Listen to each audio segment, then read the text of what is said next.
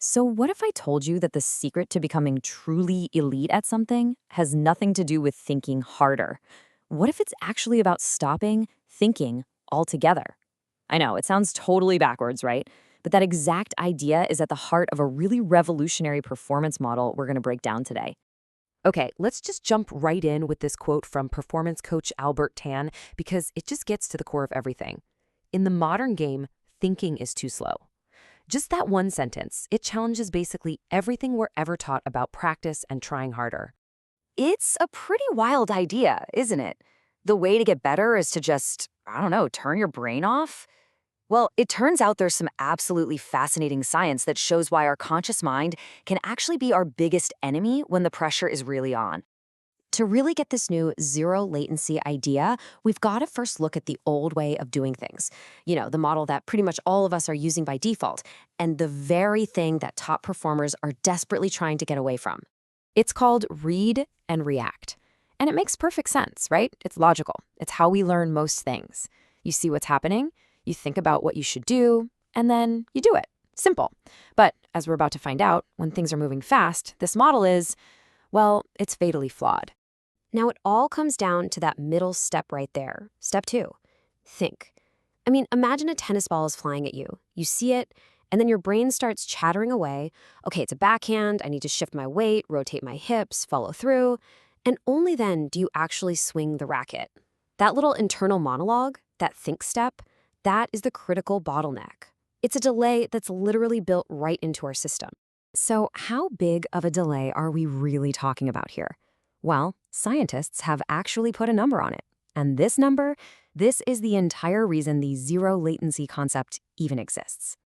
About a quarter of a second, that's the processing lag, the delay, caused by your conscious, deliberate thought. Now, you might be thinking a quarter of a second, who cares? And you're right. If you're deciding what to have for lunch, it doesn't matter. But in elite sports or music, or really any fast-paced skill, a quarter of a second is an absolute eternity. It's the difference between landing the punch and swinging it air. And here's the thing. This isn't a bug, it's a feature. This delay is just the time it takes for your brain's executive function, the part in your prefrontal cortex, to do its job. It's the part that analyzes and plans and makes those careful choices. It's super powerful, but its one great weakness, it is not fast.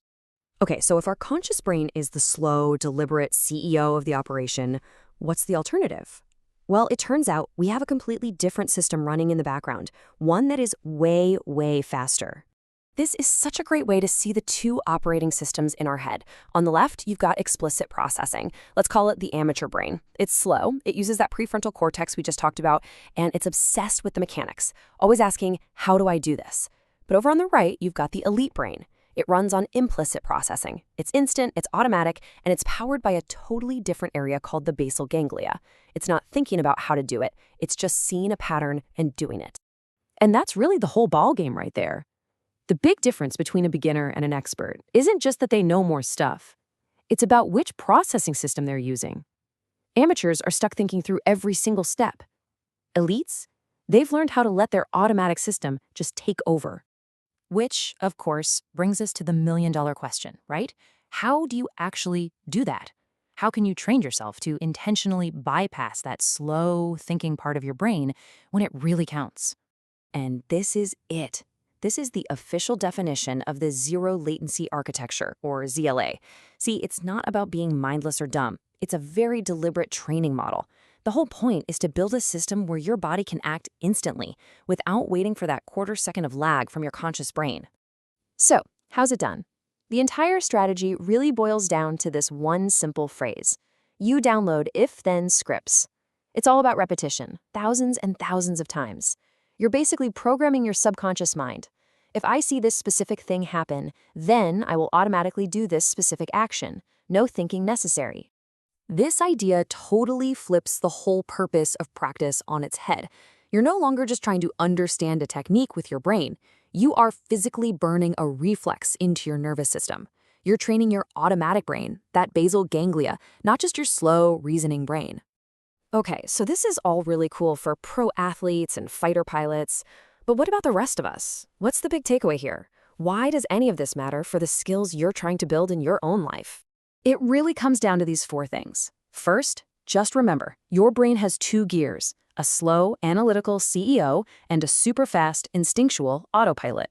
Second, you got to recognize that for any skill that needs speed, whether it's public speaking, playing guitar, even just driving in traffic, that CEO is a bottleneck. Third, the real goal of your practice should be building those if-then scripts for your autopilot. And finally, and this is probably the hardest part, once you've put in the work, real performance is all about learning to trust that your autopilot knows how to fly the plane. So, I'll leave you with this final question to chew on. Think about the skills you practice, the things you really want to get great at. Where does that little voice in your head, that overthinking, that quarter second of hesitation, where does it get in your way? And what do you think might change if you started training to bypass it?